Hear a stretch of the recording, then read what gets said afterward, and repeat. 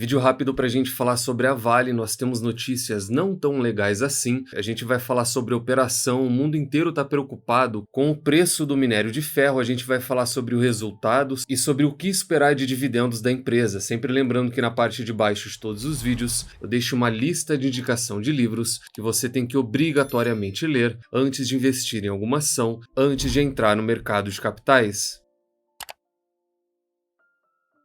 Depois da divulgação dos números da operação dela, a Vale ela sobe mais de 1% hoje. Nos últimos 12 meses, ela ainda acumula uma queda de mais de 23%, e quando a gente pega um histórico maior, da última máxima histórica da empresa, a queda dela, ela já está próxima a 54%. E nós vamos falar sobre os dados de produção que saíram, e isso é muito importante, saber se a Vale está bem ou mal operacionalmente, e saber também sobre o resultado. O relatório operacional, ele sempre é muito fiel ao que a gente pode esperar lá na frente, já anota na agenda. A Vale ela divulga o resultado dela no dia 19 de fevereiro. O que a gente tem hoje é que a empresa já trouxe uma queda na produção e ontem ela caiu forte, também por conta de uma previsão do Citi. O Citi, que sempre cobriu a Vale, ele trouxe um relatório recente sobre o minério de ferro, sobre a commodity da empresa, e ele tem uma visão bastante pessimista para a matéria-prima diante de todos os problemas que a China enfrenta. No comentário rápido, isso daqui é algo que a gente já traz há muito tempo, há alguns anos já, e a tendência é que esse tipo de relatório de análise eles aumentem cada vez mais conforme o tempo passa e a situação na China ela se agrava cada vez mais. O apetite deles deve ser de até 80 milhões de toneladas de minério de ferro, abaixo daquilo que eles costumavam consumir, que eles importavam de outros países, e a Vale tem mais de 50% da receita dela atrelada ao mercado chinês, e eles veem uma recuperação muito improvável devido a essa fraca demanda por aço no mercado chinês. Isso está muito em linha com o estudo que a gente viu no último vídeo. As exportações elas seguem em um nível ok, só que a quantidade em estoque nos portos da China ela não para de subir. A gente está em um dos níveis mais altos aqui e a expectativa é de que isso aumente. Tá vendo essa linha tracejada preta? É a expectativa de mercado que ela ultrapasse a casa de 200 milhões de toneladas. Esse MT são milhões de toneladas de minério de ferro, e caso isso aconteça a gente vai ter um nível nunca antes atingido. E em vermelho, essa linha vermelha que vocês estão vendo aqui é o preço do minério de ferro. Então, à medida que o estoque cresce, o preço da commodity ela cai, e a perspectiva daqui para frente é que enquanto esses estoques crescem, o preço da commodity ele tende a cair cada vez mais. Para 2027, a expectativa do mercado é de que o minério de ferro ele seja negociado na casa de $80 por tonelada. Esse seria o pior dos cenários para a Vale, porque apesar da Vale continuar gerando muito caixa, ela tem um custo caixa menor, o break-even dela também é abaixo disso. O minério de ferro ele entra realmente bem abaixo da média dos últimos 10 anos, e aquilo que a gente já fala há muito tempo começa a ganhar espaço no preço da commodity, e a gente começa a ter cada vez mais relatórios como esses. A gente teve o do Citi, a gente tem o mais recente da Genial, que tem recomendação de compra para Vale, mas vê o cenário chinês com os mesmos velhos problemas. E uma informação importante que eles trouxeram nesse relatório é não só a questão do minério de ferro, a demanda por aço, eles trouxeram também a situação atual do PMI ou do PMI deles, e a gente só vê contração em todas as linhas, contração na comparação anual. Construção civil, por exemplo, que é um dos carros-chefes da China, corresponde a mais de 30% do PIB deles, contraiu de novo em 2024, quase 5%. Isso nunca é um bom indicativo, principalmente quando ele cai essa pontuação para baixo da casa de 50%.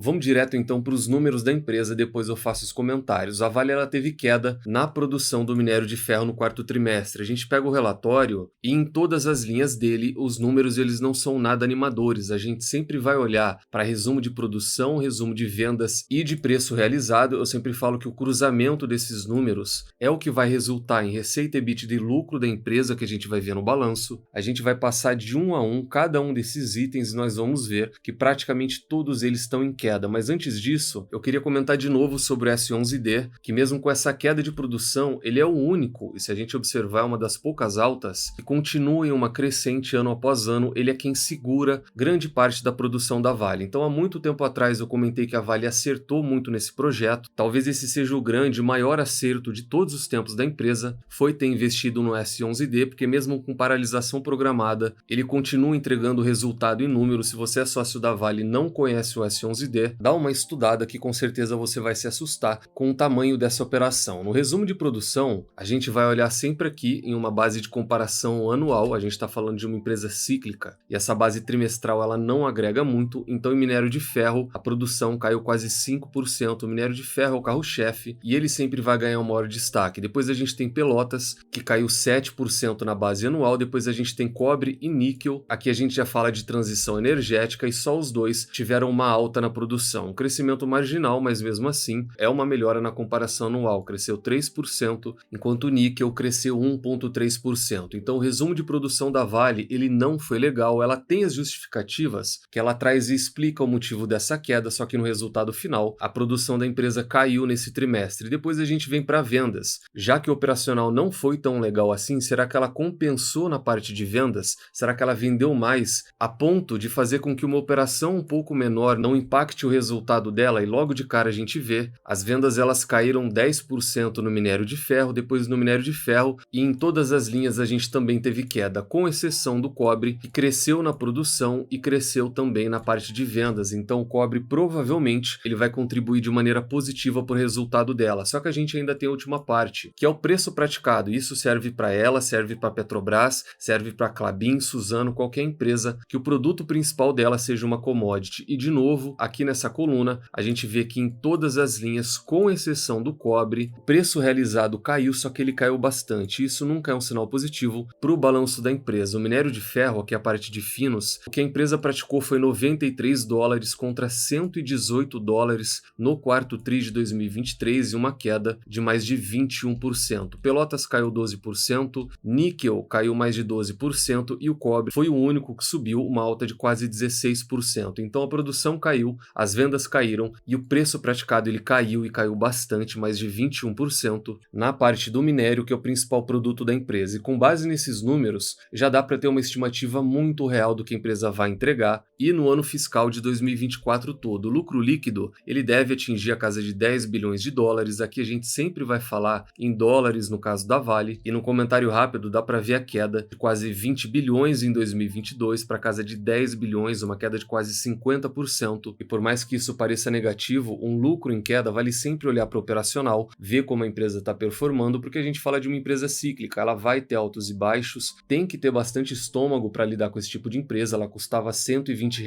hoje ela já custa R$ 50, e se continuar o minério de ferro, com toda essa tendência que infelizmente é tardia, o pessoal deveria ter notado isso bem antes, esse pode não ser o fundo da cotação da Vale. A Genial trouxe a opinião dela sobre esses números da operação, e eles são um pouco mais gentis nas palavras que eles estão usando. Um trimestre não muito bom, mas com um novo direcionamento. Esse novo direcionamento é de um minério de ferro realmente em baixa, em queda, mas com a empresa ciente dessa queda toda e olhando muito mais para a parte de controle de custos dela. Talvez não dê para enxergar, mas eles trazem aqui que os números da Vale eles ficaram abaixo de todas as estimativas deles, e quem também soltou um relatório sobre esses números de produção foi o BTG, que não é tão gentil assim como a Genial foi. Eles trazem que foi um relatório fraco de produção, porque a produção veio abaixo, o embarque de minério de ferro ele também veio abaixo, caiu 10% na comparação anual. Eles também comentam que esses números vieram todos abaixo da estimativa deles, e finalizam aqui que a empresa deve trazer um dividendo pouco atrativo para esse ano de 7 a 8%, só que a gente já estudou e viu que com essa cotação atual de R$ 52, R$ 53, a Vale tem condição de entregar acima desses 8%. Nessa cotação, na realidade, ela se aproxima da casa de 10%. Então tudo vai girar em cima do preço que o sócio vai pagar nela, mas num comentário rápido, eu não me preocuparia muito com isso, porque a Vale vai gerar caixa, o minério de ferro ainda está num patamar muito seguro. Eu me preocuparia bastante com o operacional da empresa em toda a situação da China. É isso que vai coordenar daqui para frente os números e os balanços da Vale, porque o minério 85